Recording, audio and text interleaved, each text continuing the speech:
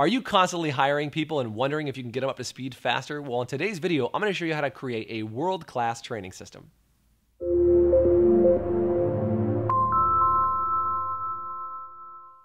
Hi, I'm Jason Everett from Business Refuel, where we give you all the tips you need to fuel up for your business week ahead.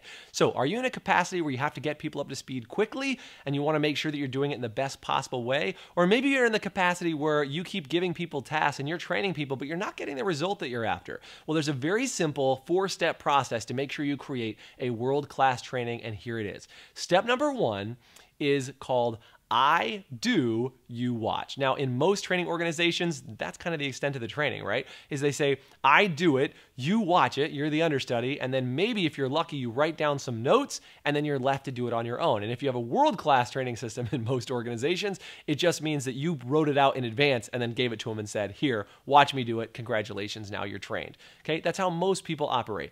But I told you there's 4 steps, that's only step number 1. So again, step number 1 is I do, you watch. Step number 2 in a world-class training system is I do, you help. Meaning you now support me to do it the next time I do it live, where you provide some support or assistance. So if we're dealing with a customer service counter, maybe I'm standing at the counter and somebody walks up, I do the customer interaction, and they handle the cash register, for example, or they handle a basic part of the task, but they now participate.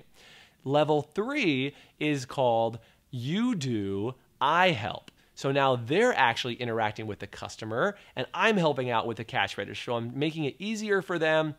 They're not responsible for the whole task, and if I need to, I can step in and intervene. And then step number 4 is you do, I watch, where me as the trainer, I would just stand back, I would watch the whole transaction take place, whatever the customer service example is, etc., and I would only step in if needed. And at that stage, if you can watch them perform the activity and they do it flawlessly, congratulations, you've trained them and you can now leave them on their own.